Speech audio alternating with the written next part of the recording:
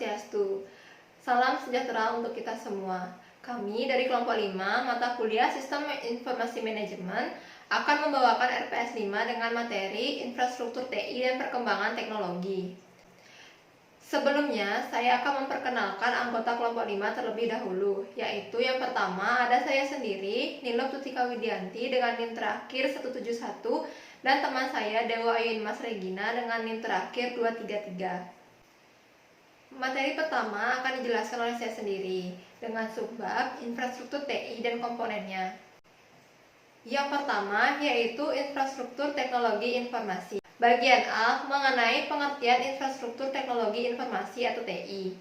Nah, infrastruktur teknologi informasi atau TI ini didefinisikan sebagai berbagai sumber daya teknologi yang menyediakan platform bagi aplikasi sistem informasi spesifik bagi perusahaan, yang meliputi investasi dalam perangkat keras, perangkat lunak, dan layanan seperti konsultasi, pendidikan, dan pelatihan dalam perusahaan.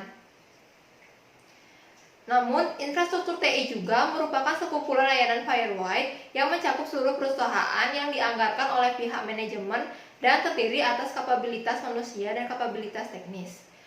Layanan yang dapat disediakan oleh perusahaan untuk para pelanggan, pemasok, dan para pekerjanya adalah kegunaan langsung dari infrastruktur TI perusahaan tersebut. Teknologi informasi yang baru mempunyai dampak besar terhadap bisnis dan strategi TI, sama seperti layanan yang dapat disediakan bagi para pelanggan. Layanan-layanan ini meliputi hal-hal sebagai berikut. Yang pertama, yaitu menghitung platform yang digunakan untuk menyediakan layanan komputasi yang menghubungkan karyawan, pelanggan, dan pemasok ke dalam lingkungan digital yang terkoordinasi, meliputi mainframe besar, komputer kelas menengah, desktop, dan komputer laptop, serta mobile genggam dan layanan komputasi cloud jarak jauh. Yang kedua, jasa telekomunikasi menyediakan konektivitas data, suara, dan video kepada karyawan, pelanggan, dan pemasok. Yang ketiga, layanan manajemen data menyimpan dan mengelola data korporat serta memberikan kapabilitas untuk menganalisis data. Yang keempat, layanan penerapan perangkat lunak meliputi layanan perangkat lunak secara online yang memberikan kapabilitas keseluruhan perusahaan seperti perencanaan sumber daya perusahaan, manajemen hubungan pelanggan, manajemen rantai pasokan, dan sistem manajemen pengetahuan yang dibagikan oleh seluruh unit bisnis.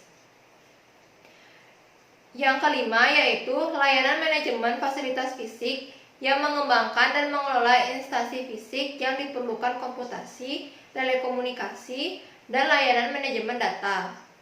Yang keenam, layanan manajemen TI yang merencanakan dan mengembangkan infrastruktur berkoordinasi dengan unit bisnis untuk layanan TI, mengelola pembukuan bagi perusahaan TI, dan menyediakan layanan manajemen proyek. Yang ketujuh yaitu layanan standar TI yang menyediakan perusahaan dan unit bisnisnya dengan kebijakan menentukan manakah teknologi informasi yang akan digunakan, kapan, dan bagaimana. Yang kedelapan, layanan pendidikan TI yang menyediakan pelatihan dalam penggunaan sistem kepada karyawan dan menawarkan pelatihan kepada manajer mengenai bagaimana merencanakan dan mengelola investasi TI. Yang kesembilan yaitu layanan penelitian dan pengembangan TI yang menyediakan kepada perusahaan dengan penelitian atas proyek TI dan investasi potensial pada masa mendatang yang dapat membantu perusahaan dalam mendiferensiasikan dirinya sendiri dalam kondisi pasar. Bagian yang kedua yaitu ada komponen infrastruktur TI. Infrastruktur TI saat ini menghasilkan 7 komponen utama. Komponen-komponen ini adalah investasi yang harus dikoordinasikan satu sama lain untuk memberikan infrastruktur yang koheren bagi perusahaan, yaitu diantaranya yang pertama, platform perangkat keras komputer, yang kedua, platform sistem operasi, yang ketiga, aplikasi perangkat lunak perusahaan, yang keempat, jaringan atau telekomunikasi, yang kelima, konsultan dan pengintegrasian sistem, yang keenam, pengelolaan dan penyimpanan data. Yang ketujuh, platform internet. Yang pertama yaitu platform perangkat keras komputer. Pasar perangkat keras komputer menjadi semakin terkonsentrasi pada perusahaan-perusahaan papan atas seperti IBM, HP, Dell, dan Sun Microsystems. serta 3 produsen chip terkemuka yaitu Intel, AMD, dan IBM. Kalangan industri secara bersama-sama menyepakati Intel sebagai prosesor standar untuk kegiatan komputasi organisasi bisnis, dengan pengecualian utama di pasar server yang dipegang oleh Unix dan Linux yang menggunakan prosesor buatan Sun Microsystem ataupun prosesor buatan IBM. Mainframe terus digunakan untuk menangani dan mengamankan volume transaksi berskala besar, untuk menganalisis data berskala besar, serta menangani beban kerja yang besar di perusahaan pusat cloud computing, dan masih menjadi andalan bagi jaringan perbankan dan telekomunikasi. Yang kedua yaitu platform sistem operasi. Microsoft Windows Server meliputi sekitar 35% pasar sistem operasi pada server, sedangkan 65% sisanya menggunakan sistem operasi Linux ataupun Unix. Microsoft Windows Server mampu menyediakan sistem operasi dan layanan jaringan bagi seluruh perusahaan, serta mendukung perusahaan dalam pencarian infrastruktur TI berbasis Windows. Unix dan Linux dapat diukur skalanya, andal, dan jauh lebih murah ketimbang sistem operasi mainframe. Sistem tersebut juga dapat beroperasi pada berbagai jenis prosesor. Penyedia utama sistem operasi Unix adalah IBM, HP, dan Sun Microsystem yang masing-masing memiliki sedikit perbedaan dan sebagian versi yang tidak kompatibel. Yang ketiga yaitu aplikasi perangkat lunak perusahaan. Perusahaan di seluruh dunia diperkirakan akan menghabiskan sekitar 301 miliar dolar untuk perangkat lunak pada aplikasi perusahaan yang dianggap sebagai komponen infrastruktur TI. Penyedia aplikasi perusahaan terbesar adalah SAP dan Oracle. Juga yang termasuk kategori ini adalah perangkat lunak kelas menengah yang disediakan oleh IBM dan Oracle untuk menjadikan sistem aplikasi perusahaan yang sudah ada saling terhubung satu sama lain di seluruh lingkungan perusahaan. Yang keempat yaitu platform jaringan atau telekomunikasi. Platform telekomunikasi umumnya disediakan oleh perusahaan jasa telepon atau telekomunikasi yang menawarkan konektivitas data dan suara, jangkauan jaringan yang luas, layanan komunikasi nirkabel, serta akses internet. Perusahaan pemimpin pasar telekomunikasi diantaranya adalah AT&T dan Verizon. Pasar ini dibanjiri oleh pesaing baru dalam layanan komunikasi nirkabel, internet berkecepatan tinggi, serta layanan telepon internet. Yang kelima yaitu jasa konsultasi dan pengintegrasian sistem. Saat ini, perusahaan-perusahaan besar belum memiliki staf, anggaran, ataupun pengalaman dan keahlian yang dibutuhkan untuk mengelola seluruh infrastruktur TI yang dimilikinya. Pengimplementasian infrastruktur baru memerlukan perubahan yang sangat signifikan di bidang prosedur dan proses bisnis, pelatihan dan pendidikan, serta pengintegrasian perangkat lunak. Perusahaan konsultan yang menyediakan keahlian di bidang ini diantaranya yaitu Accenture, IBM Global Service, HP, Invoice, dan Wipro Technologies. Pengintegrasian perangkat lunak menjamin infrastruktur yang baru dapat bekerja sama dengan infrastruktur lama milik perusahaan, yang biasanya disebut sistem warisan, dan menjamin elemen baru yang terdapat pada infrastruktur dapat bekerja satu sama lain. Yang keenam yaitu pengelolaan dan penyimpanan data. Perangkat lunak perusahaan, pengelola database bertanggung jawab untuk mengorganisasikan dan mengelola data perusahaan, sehingga data tersebut dapat diakses dan digunakan dengan efisien. Perusahaan-perusahaan pemimpin perangkat lunak pengelolaan basis data adalah IBM, Oracle, Microsoft, dan Sybase, yang menyuplai lebih dari 90% pasar perangkat lunak database. MySQL adalah produk basis data relasional open source yang dikembangkan oleh Linux dan saat ini diakuisisi oleh Oracle Corporation. Sedangkan Apache Hadoop perangkat lunak dengan kerangka kerja open source untuk mengelola data berkapasitas besar. Perangkat penyimpanan data fisik untuk sistem berskala besar didominasi oleh AMC Corporation. Sedangkan untuk hard disk PC dikuasai oleh Seagate dan Western Digital. Yang ketujuh yaitu platform internet. Platform internet harus cocok dan terhubung dengan infrastruktur jaringan serta platform perangkat keras dan perangkat lunak. Mereka termasuk perangkat keras, perangkat lunak, dan layanan manajemen guna mendukung situs web perusahaan, termasuk layanan hosting web, router, dan perangkat dengan atau tanpa kabel. Revolusi internet menciptakan lonjakan yang luar biasa terhadap server komputer. Banyak perusahaan mengumpulkan ribuan server kecil untuk menjalankan kegiatan operasional internet mereka. Sejak saat itu, ada dorongan yang mantap untuk pengkonsolidasian server, dengan jalan mengurangi jumlah komputer server perusahaan dengan meningkatkan kapasitas dan kemampuan server tunggal, serta menggunakan perangkat-perangkat lunak untuk memungkinkan lebih banyak aplikasi dijalankan pada server tersebut. Subbab yang kedua yaitu tahapan dan teknologi yang mendorong evolusi infrastruktur TI. Yang bagian pertama yaitu tahap-tahap evolusi teknologi informasi atau TI. Infrastruktur TI di dalam organisasi saat ini merupakan hasil dari evolusi lebih dari 50 tahun di dalam platform komputasi. Adapun 6 tahap dalam evolusi ini adalah: yang pertama yaitu era mesin akuntansi elektronik yang dimulai pada tahun 1930 sampai dengan 1950. Evolusi mesin akuntansi elektronik adalah mesin akuntansi elektronik terspesialisasi yang merupakan komputer primitif yang digunakan untuk perusahaan akuntansi. Era yang kedua yaitu era mainframe umum dan komputer mini, dimulai pada tahun 1959 hingga sekarang. Pengenalan dari IBM 140 dan 7090 yang dilengkapi dengan mesin transitor pada tahun 1959 menandai permulaan dari penggunaan komersial yang meluas dari komputer mainframe.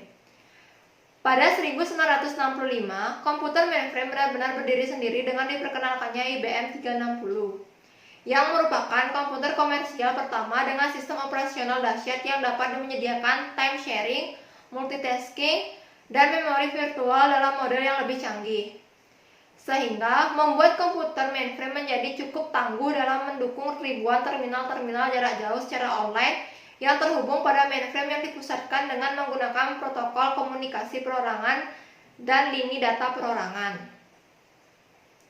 Pola ini mulai berubah dengan diperkenalkannya komputer mini atau mikrokomputer yang diproduksi oleh Digital Equipment Corporation pada tahun 1965.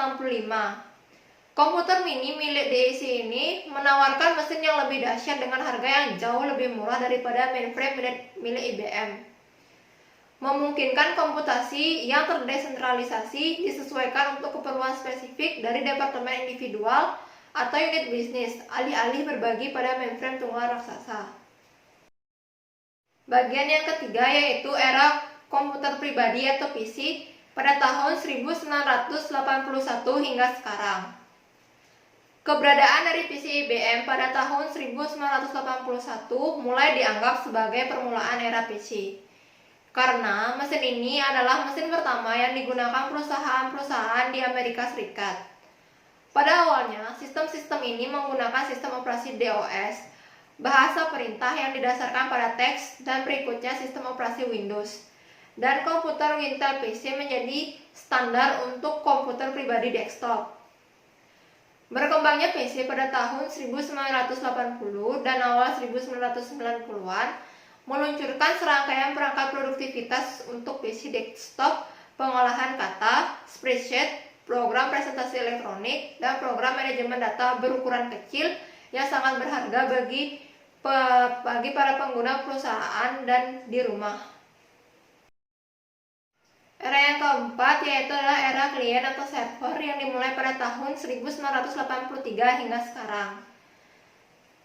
Pada era komputasi klien atau server, desktop maupun laptop yang disebut klien terhubung dengan sebuah komputer server prima yang menyediakan berbagai layanan dan kemampuan bagi komputer klien.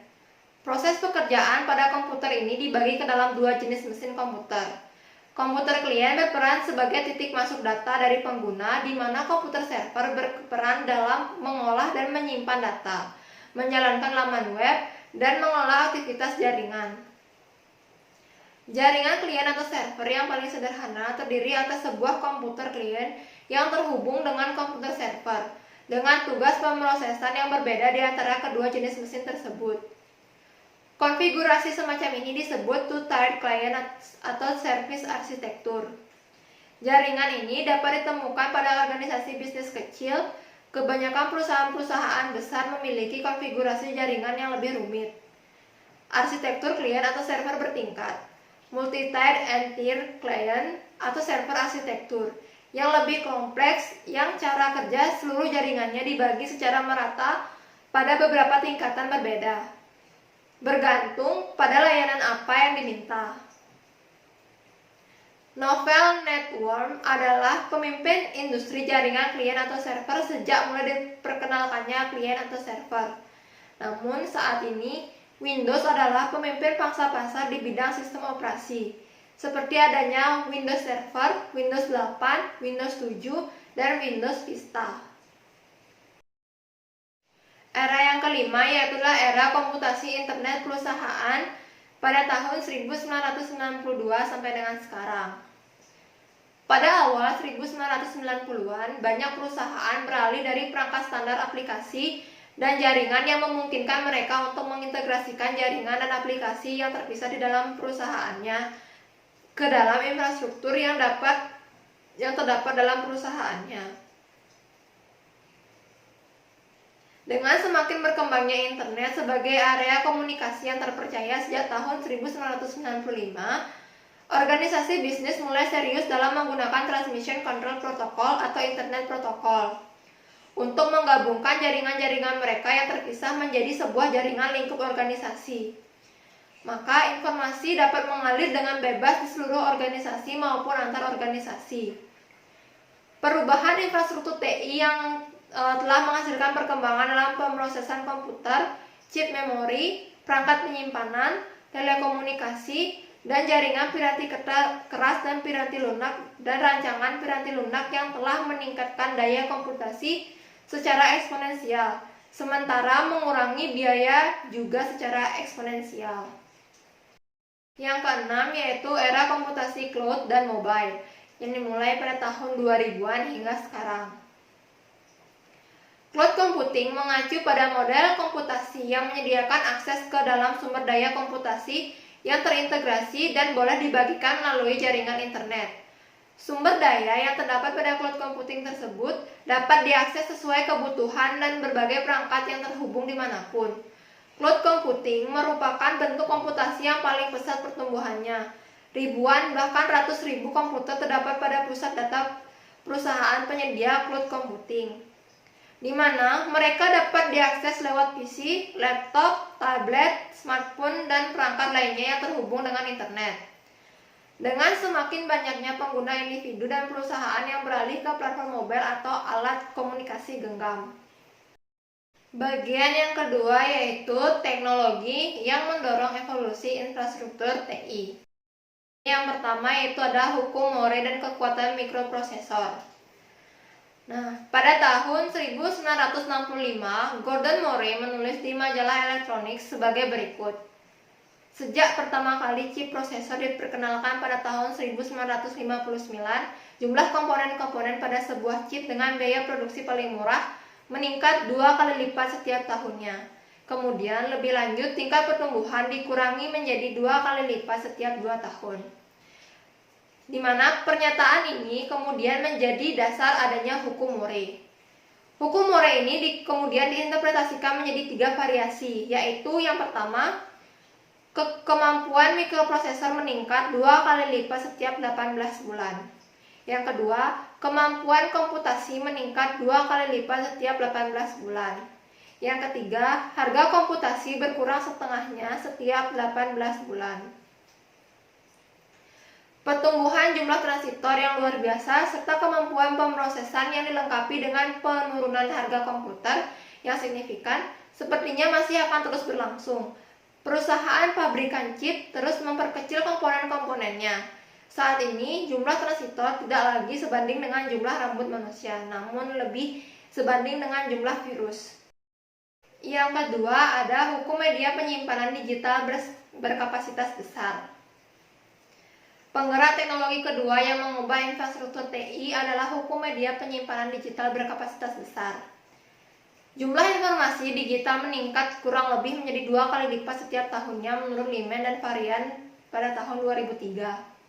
Hampir semua pertumbuhan informasi ini melibatkan penyimpanan magnetik dari data digital dan komponen yang tercetak hanya merupakan 0,003% dari total pertumbuhan tiap tahunnya. Yang ketiga yaitu hukum Metcalfe dan ekonomi jaringan.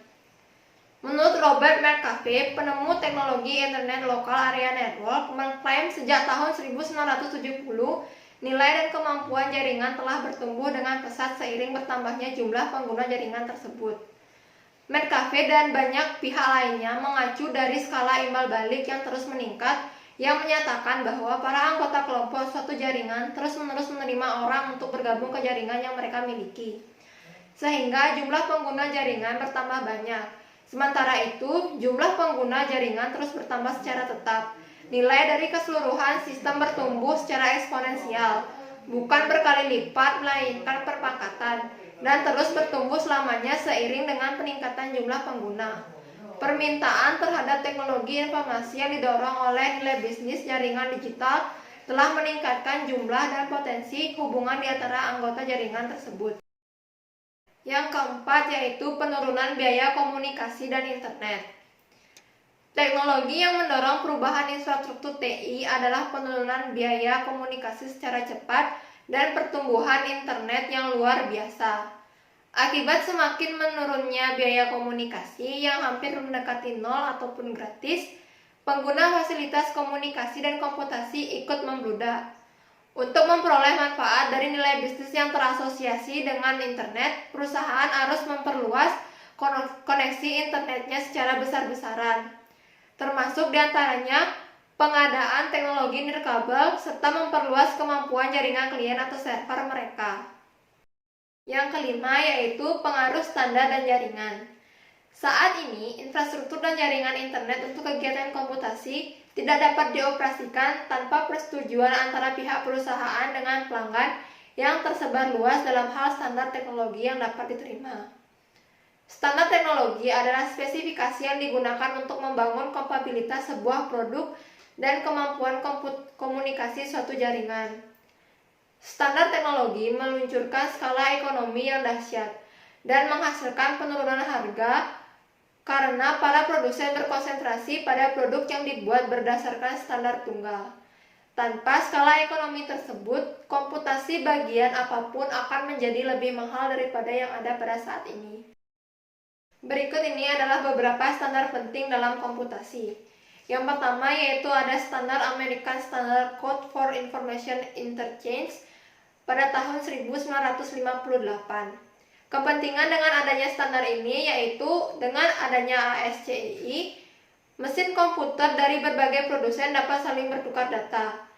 Di kemudian hari digunakan sebagai bahasa universal yang menghubungkan perangkat input dan output seperti keyboard dan mouse ke komputer.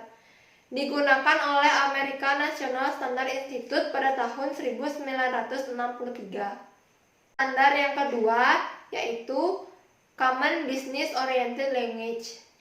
Kepentingan dengan adanya standar ini yaitu bahasa pemrograman yang mudah digunakan yang sangat mengembangkan kemampuan programmer untuk menulis program-program yang berkaitan dengan bisnis dan mengurangi biaya piranti lunak. Disponsori oleh Departemen Pertahanan Amerika Serikat pada tahun 1959. Standar yang ketiga yaitu Unix pada tahun 1969 sampai dengan 1975. Kepentingan dengan adanya sistem ini yaitu sistem operasi multitasking, multipengguna, dan portable yang dikembangkan di Bell Labs pada tahun 1969. Kemudian dirilis untuk digunakan oleh yang lainnya pada tahun 1975.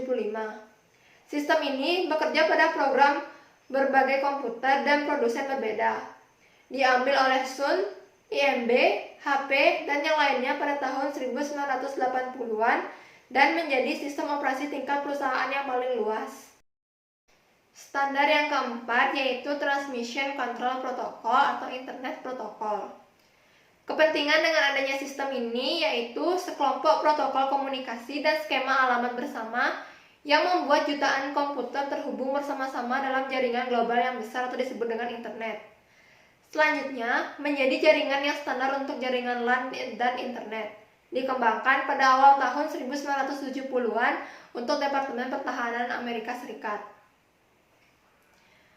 Kemudian sistem yang kelima yaitu ada Ethernet pada tahun 1973. Kepentingan dengan adanya standar ini adalah standar jaringan untuk menghubungkan komputer-komputer desktop ke dalam LAN yang memungkinkan digunakannya komputasi klien atau server dan LAN secara luas dan semakin merangsang penggunaan PC. Standar yang keenam yaitu PC IBM atau Microsoft ataupun Intel. Kepentingan dengan adanya sistem ini adalah desain Wintel di standar untuk komputasi PC berdasarkan prosesor Intel standar dan perangkat standar lainnya, Microsoft DOS, dan di kemudian hari Windows. Munculnya produk standar berbiaya murah ini menyediakan dasar untuk peningkatan pertumbuhan dalam komputasi selama 25 tahun terakhir di seluruh organisasi di dunia. Kemudian standar yang terakhir yaitu World Wide Web pada tahun 1989 sampai 1993. Kepentingan dengan adanya standar ini adalah standar untuk menyimpan, mencari, memformat, dan menampilkan informasi sebagai www dari halaman elektronik yang menggabungkan teks, grafik, audio, dan video dapat membuat diciptakannya tempat penyimpanan jutaan halaman web. Baik, sekian presentasi dari saya, akan dilanjutkan oleh rekan saya. Baik, perkenalkan nama saya Dewa Imas Regina. Kali ini saya akan membahas materi yang ketiga yaitu mengenai tren platform perangkat keras dan perangkat lunak. Next. Tren platform perangkat keras saat ini terdapat 9 bagian. Yang pertama yaitu platform digital mobile. Handphone dan komputer tablet menjadi begitu penting dalam mengakses internet. Perangkat-perangkat tersebut semakin banyak digunakan untuk tujuan komputasi organisasi bisnis seperti aplikasi pelanggan. Sebagai contoh, senior eksekutif di General Motor menggunakan aplikasi smartphone untuk mengendalikan informasi penjualan kendaraan, kinerja finansial, matriks produksi, serta status manajemen. Lalu, bagian yang kedua, komputasi jaringan. Komputasi jaringan melibatkan pengoneksian berbagai komputer yang berada pada lokasi geografis yang berjauhan ke dalam suatu jaringan tunggal untuk menciptakan superkomputer virtual dengan mengkombinasikan sumber daya komputasi komputer tersebut pada sebuah jaringan. Penyebab digunakannya komputasi jaringan biasanya melibatkan motif penghematan biaya, kecepatan komputasi. Yang ketiga, bagian yang ketiga itu terdapat cloud computing. Artinya adalah sebuah model komputasi di mana aktivitas pemrosesan, penyimpanan, perangkat lunak, dan layanan lainnya disediakan layak sumber virtual terpadu pada suatu jaringan yang umumnya adalah internet. Terdapat 3 bagian dalam cloud computing ini. Yang pertama itu infrastruktur cloud computing sebagai layanan. Konsumen menggunakan sumber daya komputasi untuk memproses, menyimpan, mengakses jaringan, dan kegiatan lainnya dari penyediaan layanan jasa cloud computing untuk menjalankan sistem informasi mereka. Lalu yang kedua, platform cloud computing sebagai layanan. Pelanggan menggunakan infrastruktur dan perangkat pemrograman yang kompatibel dengan layanan cloud computing yang disediakan untuk mengembangkan aplikasi mereka.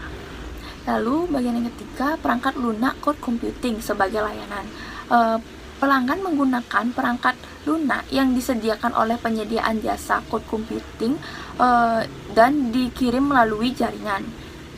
Lalu bagian dari tren platform perangkat keras saat ini ada konsumerisasi dari IT dan BOD.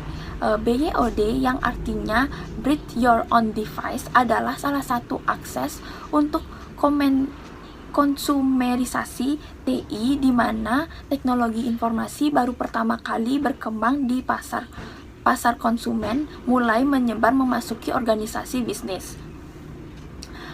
Konsumerisasi TI tidak hanya termasuk perangkat mobile pribadi, namun juga layanan perangkat lunak yang digunakan organisasi bisnis. Konsumerisasi TI memaksa organisasi bisnis, terutama yang berskala besar, untuk memikirkan ulang cara mereka dalam mengelola peralatan serta layak teknologi yang dimilikinya. Departemen TI mengontrol keseluruhan perangkat keras dan perangkat lunak perusahaan guna menjamin bisnisnya dilindungi, serta sistem informasi yang diterapkan betul-betul digunakan untuk kepentingan perusahaan dan manajemen. Baik, selanjutnya bagian yang kelima yaitu komputasi jaringan. Komputasi jaringan melibatkan pengoneksian berbagai komputer yang berada pada lokasi geografis yang berjauhan ke dalam suatu jaringan tunggal untuk menciptakan superkomputer virtual dengan mengkombinasikan seluruh daya komputasi komputer tersebut pada sebuah jaringan. Yang keenam, ada virtualisasi, adalah proses penyajian serangkaian sumber daya komputasi sehingga mereka dapat diakses tanpa batas oleh fisik dan geografis. Virtualisasi memampukan sumber daya tunggal seperti server ataupun perangkat penyimpanan untuk ditampilkan kepada pengguna seolah-olah menjadi berjumlah tertentu. Virtualisasi juga memungkinkan berbagai sumber daya fisik seperti perangkat penyimpanan dan komputer server untuk ditampilkan menjadi sumber daya tunggal. Yang ketujuh, ada green computing. Dengan membatasi penyebaran perangkat keras dan penghematan dana, virtualisasi telah menjadi salah satu teknologi utama untuk menyelenggarakan green computing. Hal ini mengacu pada praktik dan teknologi dalam merancang, memproduksi, menggunakan, dan menetapkan komputer server beserta perangkat bawaan seperti monitor, printer, hard disk, serta lainnya untuk meminimalisasi dampaknya bagi lingkungan. Pengurangan konsumsi listrik pada komputer adalah teknologi prioritas yang sangat membantu green computing. Bagian yang ke-8 yaitu prosesor hemat energi dengan kinerja prima. Cara lain untuk mengurangi kebutuhan listrik dan kegagalan perangkat keras adalah penggunaan prosesor yang hemat energi dan lebih efisien. Penggunaan prosesor multicore yaitu sirkuit terintegrasi di mana dua atau lebih inti prosesor diletakkan untuk menunjang performa penghematan listrik serta memproses beberapa pekerjaan sekaligus dengan lebih efisien. Yang ke-9 itu ada komputasi otonom, adalah upaya kalangan industri untuk menciptakan sistem yang dapat mengkonfigurasi, mengoptimalkan dan menyesuaikan dirinya sendiri, memperbaiki dirinya sendiri ketika mengalami masalah, serta melindungi dirinya sendiri ketika ada penyusup yang ingin masuk dan menghancurkannya. Pembahasan selanjutnya yaitu tren platform terkini untuk perangkat lunak. Terdapat 4 bagian. Yang pertama, Linux dan perangkat lunak open source. Perangkat lunak open source adalah perangkat lunak yang dihasilkan oleh sekelompok pemrogram lepas di seluruh dunia. Definisinya tak terlepas pada sistem operasi maupun perangkat teknologi tertentu, meskipun kebanyakan perangkat lunak open source ini sekarang menggunakan sistem operasi Linux ataupun Unix. Linux merupakan perangkat lunak open source yang paling terkenal. Sistem operasi yang berhubungan dengan Unix. Linux diciptakan oleh program asal Irlandia bernama Linus Torvalds. Pertama kali ditampilkan di internet pada Agustus 1991. Linux dapat dapat diaplikasikan pada smartphone, netbook, dan perangkat elektronik lainnya. Linux tersedia secara gratis dan dapat diunduh dari internet ataupun dengan harga yang murah dengan menyertakan tambahan alat bantu dari vendor seperti Red Hat. Baik, yang kedua itu ada perangkat lunak untuk web, Java, HTML, dan HTML5. Java adalah sistem operasi dan prosesor yang berdiri sendiri, serta bahasa pemrograman berorientasi objek yang menjadi pemimpin dan pengembang web yang interaktif. Java diciptakan oleh James Gosling dan Green Team pada tahun 1992.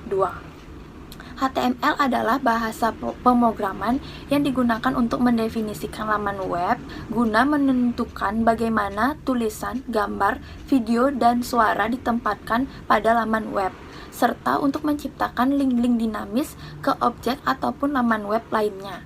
Dengan menggunakan link-link tersebut, penggunaan hanya perlu mengarah pointer ke kata ataupun gambar, kemudian klik dan sesegera mungkin akan diarahkan ke dokumen lainnya. HTML5 adalah revolusi selanjutnya dari HTML, memberikan solusi bagi masalah yang memungkinkan kita untuk menempel gambaran, audio, video, dan elemen-elemen lainnya langsung ke dalam dokumen tanpa perlu membebani prosesor. Bagian yang ketiga, layanan web dan arsitektur berorientasi layanan. Layanan web mengacu pada rangkaian komponen perangkat lunak yang melakukan pertukaran informasi satu sama lain dengan menggunakan bahasa dan standar komunikasi yang bersifat universal.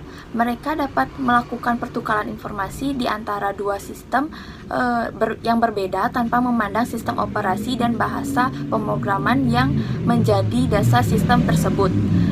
Dasar teknologi dari layanan web adalah XML yang merupakan Expansive Market Language. Bahasa ini dikembangkan pada 1996 sebagai bahan pemrograman yang tangguh dan fleksibel, melebihi HTML untuk laman web. HTML terbatas pada bagaimana data seharusnya dipresentasikan dalam bentuk laman web, sedangkan XML sebuah angka bukanlah sebuah angka yang seperti kita kenal. Tag pada XML mengspesifikasikan apakah angka tersebut mewakili harga, tanggal, atau atau kode pos. Arsitektur berorganisasikan layanan adalah rangkaian layanan web lengkap yang mengkomunikasikan aplikasi kerja perangkat lunak satu sama lain. Baik, yang keempat, layanan alih daya perangkat lunak dan cloud service. Ada 3 sumber bagi perangkat lunak eksternal. Yang pertama, rangkaian perangkat lunak terpadu dari perusahaan penyediaan perangkat lunak komersial. Perangkat lunak terpadu adalah rangkaian program perangkat lunak yang telah ditulis sebelumnya untuk tujuan komersial untuk memudahkan perusahaan tanpa harus menulis ulang program dengan fungsi-fungsi tertentu seperti proses penggajian atau penanganan pesanan.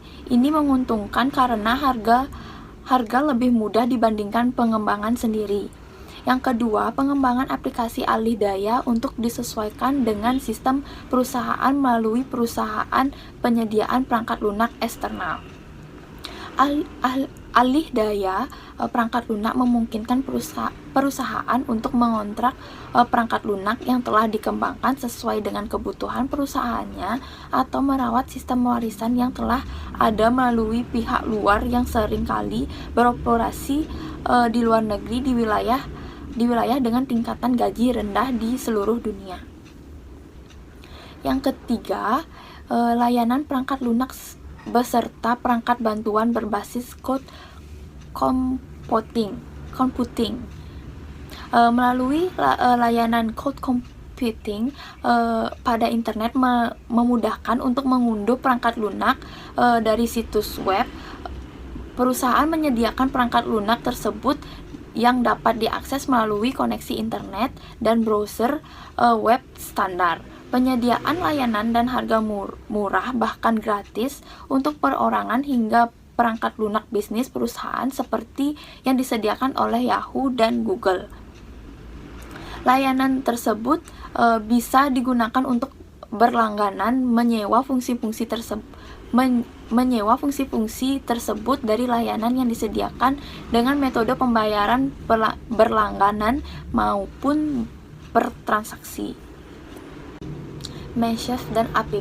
Mashup mengkombinasikan dua atau lebih kemampuan aplikasi online untuk menciptakan aplikasi campuran yang memberikan nilai lebih bagi pelanggannya dibanding sumber aslinya yang berdiri sendiri. Sedangkan app adalah bagian kecil dari perangkat lunak yang dijalankan pada internet, komputer, tablet, dan ponsel yang umumnya dikirimkan lewat internet. Baik, pembahasan yang keempat yaitu isu manajemen. Yang pertama, berhubungan dengan perubahan platform dan infrastruktur. Seiring berkembangnya perusahaan yang menyebabkan melampaui infrastruktur yang dimiliki sebelumnya, maka TI harus fleksibel dan terukur. Skalabilitas mengacu pada kemampuan sebuah komputer, produk, sistem dalam memberikan jangkau pelayanan kepada banyak pengguna tanpa mengalami hambatan. Untuk perusahaan yang menggunakan platform komputasi mobile dan cloud computing perlu kebijakan dan prosedur baru untuk mengelola platform yang baru. Yang kedua, manajemen dan tata kelola. Dalam manajemen dan tata kelola infrastruktur TI perusahaan terkait dengan yang pertama, siapa yang akan mengontrol dan mengelola infrastruktur perusahaan. Yang kedua, bagaimana seharusnya departemen TI harus diorganisir. Sentralisasi, yaitu infrastruktur TI harus dikontrol dan dikelola secara terpusat dan keputusan dibuat oleh departemen TI perusahaan. Desentralisasi, yaitu setiap divisi dan departemen masing-masing bertanggung jawab terhadap keputusan yang dibuatnya. Lalu terkaitan yang ketiga, apa hubungan pusat manajemen sistem informasi dengan manajemen sistem informasi unit bisnis? Dan yang terakhir, bagaimana biaya infrastruktur dialokasikan pada masing-masing unit bisnis? Selanjutnya, melakukan investasi infrastruktur secara bijak. Infrastruktur TI merupakan bidang penting dalam investasi perusahaan. Ini terkait dengan seberapa banyak dana yang harus dikeluarkan untuk investasi TI. Jika terlalu banyak investasi yang dikeluarkan untuk infrastruktur, maka banyak infrastruktur yang menganggur serta mengganggu kinerja keuangan perusahaan. Jika terlalu sedikit investasi, maka layanan bisnis yang penting tidak dapat diberikan dan pesaing yang melakukan investasi dengan jumlah yang tepat akan mengalahkan perusahaan yang investasinya rendah. Hal ini berhubungan dengan keputusan perusahaan membeli dan mengelola komponen infrastruktur TI-nya sendiri atau menyewa dari pihak luar, termasuk alih daya yang dikenal sebagai keputusan membeli atau versus menyewa.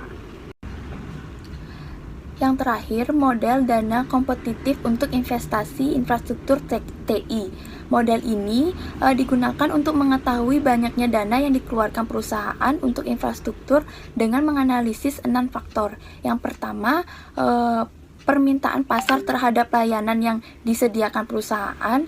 Yang kedua, strategi bisnis perusahaan. Yang ketiga, strategi infrastruktur dan biaya teknologi informasi atau TI perusahaan.